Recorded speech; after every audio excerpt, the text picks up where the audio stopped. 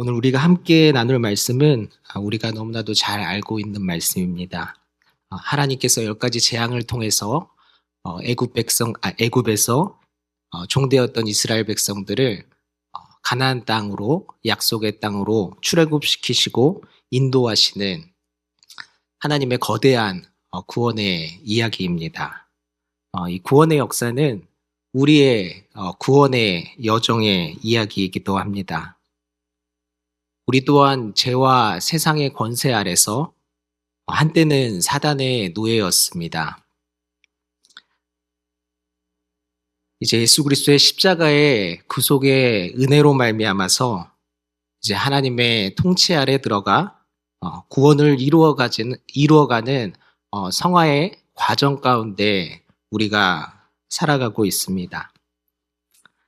오늘 본문은 하나님께서 애굽에 내린 10가지 재앙 중에서 네 번째 재앙에 대해서 기록하고 있는 말씀입니다. 오늘 본문의 말씀을 가지고 구별된 예배자라는 제목으로 함께 말씀 나누도록 하겠습니다. 출애굽기 8장 20절 말씀을 함께 한 목소리로 함께 봉독하도록 하겠습니다. 여호와께서 모세에게 이르시되 아침에 일찍 일어나 바로 앞에 서라. 그가 물 있는 곳으로 나오리니 그에게 이르기를 여호와께서 이와 같이 말씀하시기를 내 백성을 보내라.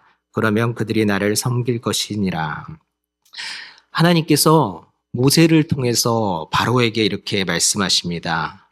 내 백성이 나를 온전히 섬기기 위해서, 나를 온전히 예배하기 위해서 온갖 잡신들을 섬기던 애굽으로부터, 그 바로 왕으로부터 이스라엘 백성들을 놓아주라고 지금 말씀하고 있는 것입니다. 이 말씀 속에서 우리는 하나님의 두 가지 결단을 볼 수 있는데요. 한 가지는 하나님의 눈에 악한 그 애굽의 영향으로부터 이스라엘 백성들이 떠나는 것이고요.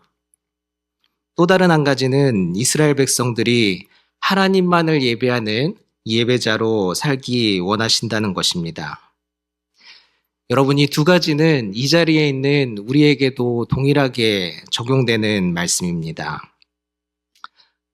먼저 애굽으로부터 떠난다라는 것은 죄와 사단의 권세로부터 이제 더 이상 세상의 노예가 아닌, 죄의 노예가 아닌 하나님의 자녀로 구별된 삶을 살아내기 원하신다는 것입니다. 그리고 또 다른 하나는 그러한 죄악된 세상 안에서 세상의 가치를 추구하는 것이 아니라 하나님의 나라의 가치를 추구하며 살기를 하나님께서 우리에게 원하시고 그러한 온전한 예배자로 살기를 요구하신다라는 사실입니다.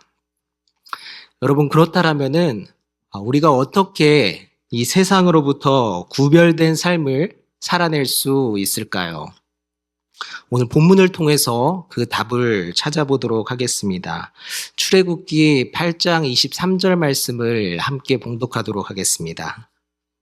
내가 내 백성과 내 백성 사이를 구별하리니 내일 이 표징이 있으리라 하셨다라 하시고, 하나님께서 애굽에 재앙을 내리시며 이렇게 말씀하십니다. 모든 애굽 사람들은 해를 당할 것이나 내 백성 이스라엘 백성들은 구별하여 그 재앙을 당하지 않을 것이라 말씀하셨습니다.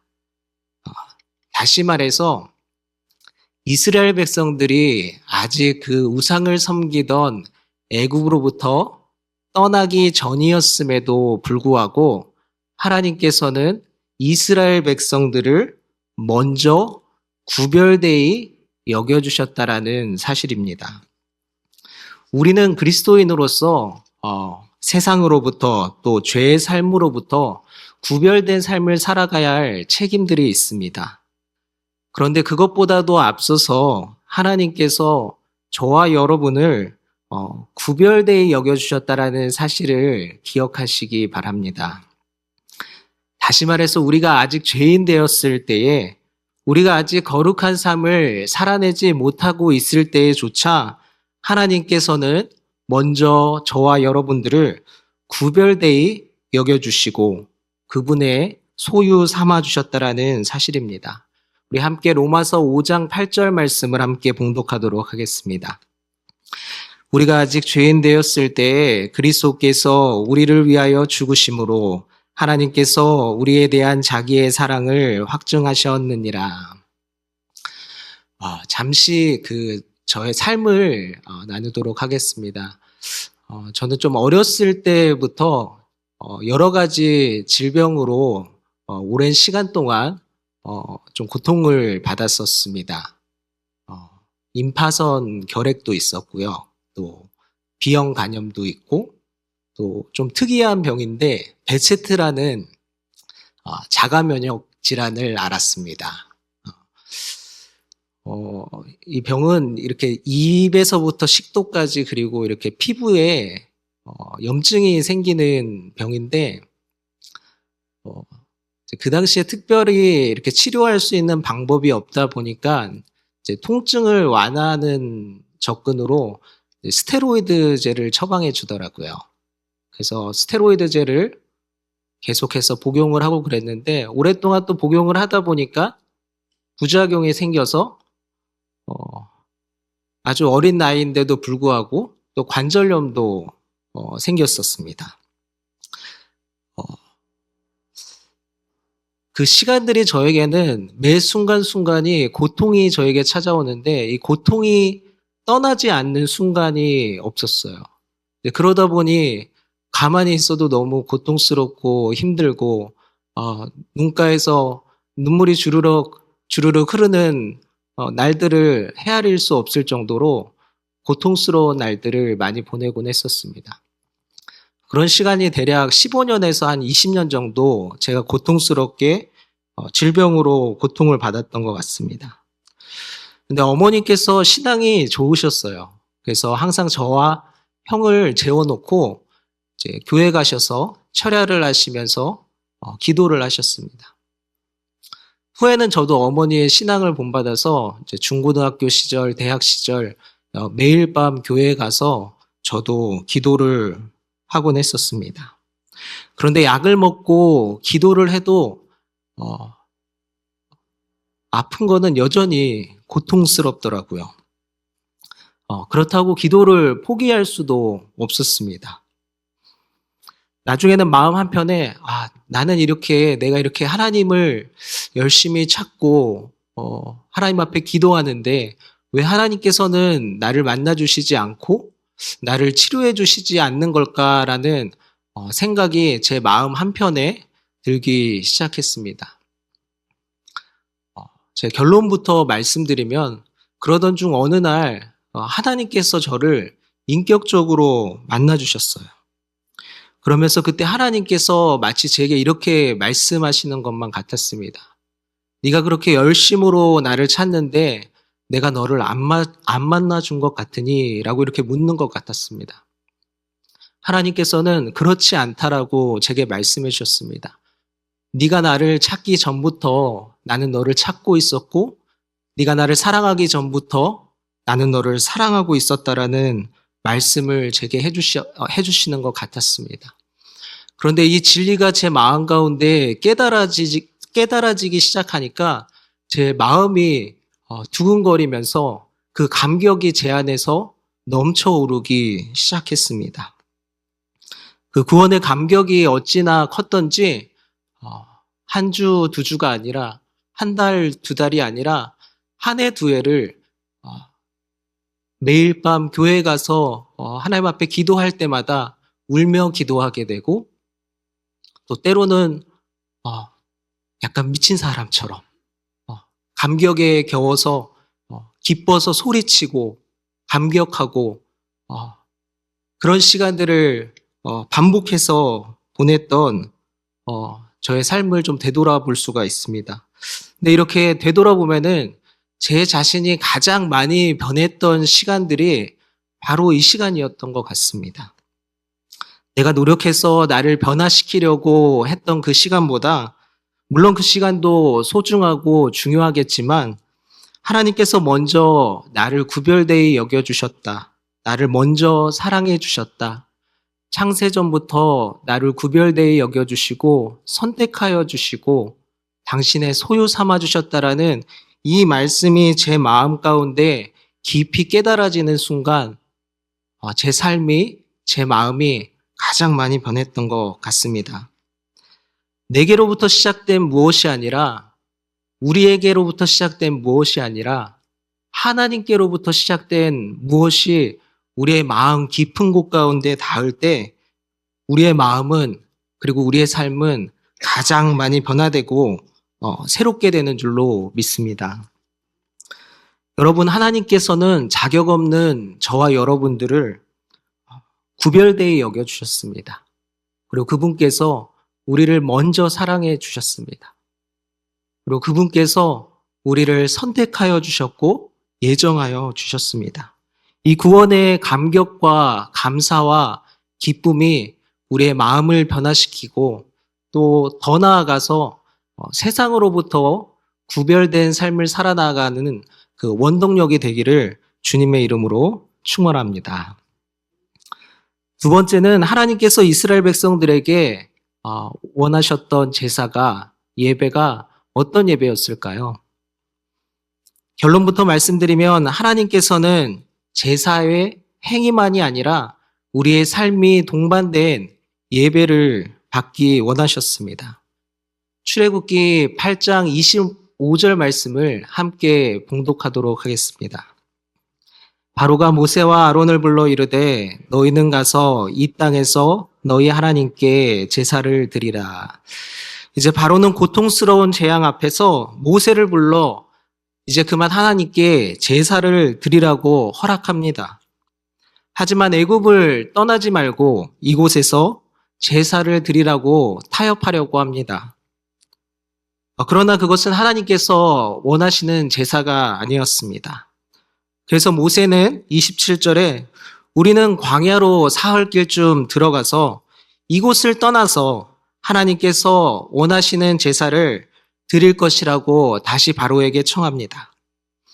여기서 사흘길이란 애굽의 권한 밖을 벗어나겠다라는 의미입니다.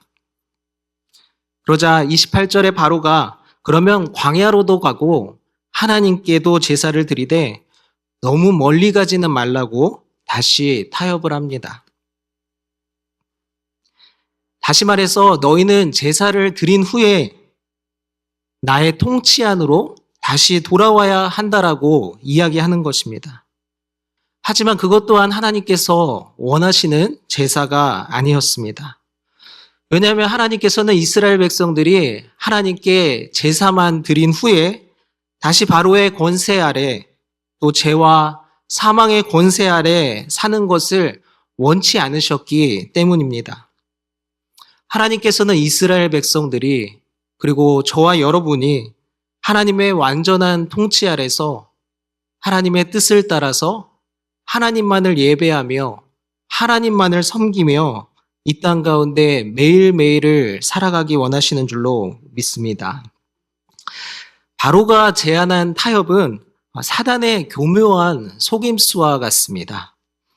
교회와 세상을 이분화시켜서 신앙생활은 교회에서만 하는 것이냐, 교회에서는 거룩한 모양으로 하나님께 예배를 드리되 세상에 나아가서는 세상의 논리대로, 세상의 방식대로 살아가야만 살아남을 수 있는 것처럼 끊임없이 우리에게 거짓된 속삭임을 합니다.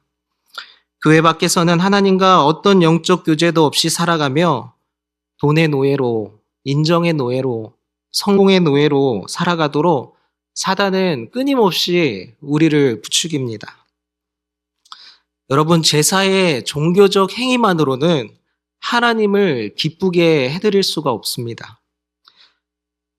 구약에서 하나님께서 이사야와 아모스 선지자에게도 이스라엘 백성들에게 너희 제사를 내가 더 이상 받지 않겠다라 이렇게 이야기를 전한 적이 있었습니다.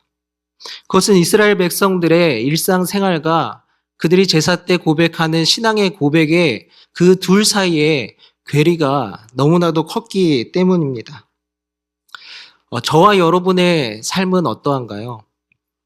우리가 예배 때 드리는 우리의 입술의 고백과 우리의 일상 간의 우리의 일상 속에서 살아가고 있는 우리의 모습 간에 그 간극은 없는지 우리가 나 자신을 좀 돌아볼 수 있는 시간들을 가졌으면 좋겠습니다.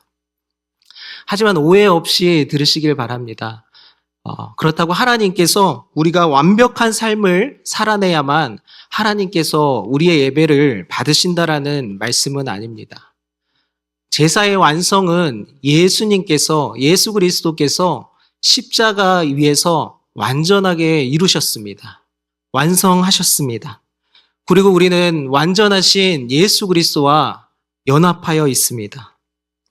그래서 하나님께서 우리에게 요구하시는 것은 우리의 삶이 얼마나 완벽하냐가 아니라 우리의 삶이 그리스도와 함께 걸어가고 있는지의 방향성에 대해서 하나님께서 요구하시는 것입니다.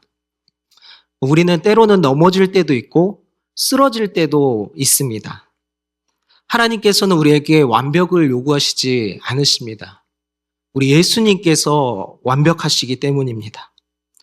우리는 완전하신 그분과 함께 걸어가면 되는 것입니다. 예수님께서 십자가에 못 박히신 것과 같이 우리도 우리의 삶을 살아가면서 매일의 삶 속에서 여전히 하나님을 저항하는 욕심과 미움과 시기와 질투와 나태와 태만한 마음들을 십자가 앞에 내려놓고 그 위에 못 박으며 살아가는 것을 하나님께서 원하시는 것입니다.